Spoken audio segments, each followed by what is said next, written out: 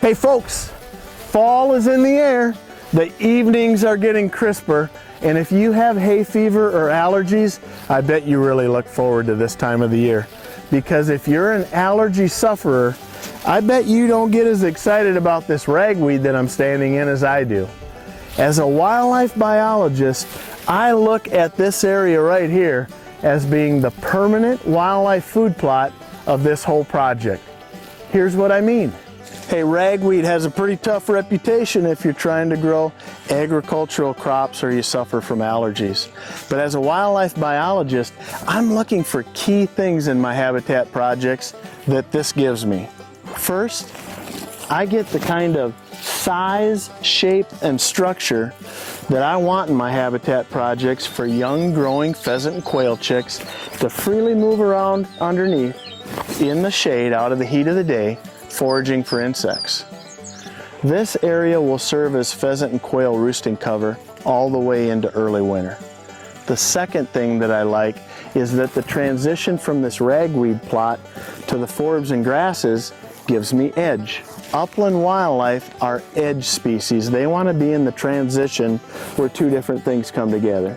And the third thing is, this ragweed patch is in an 8-year-old, highly diverse CRP planting and has been here every year without planting and without management. I consider that to be a permanent wildlife food plot.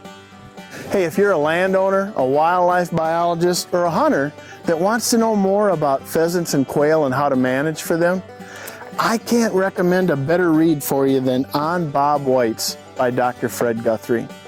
In layman's terms, he spells it all out about what their habitat needs are and how they respond to them. And for today's habitat tip, on page 55, he looks at all the different types of seeds that quail eat and looks at the usable energy they have.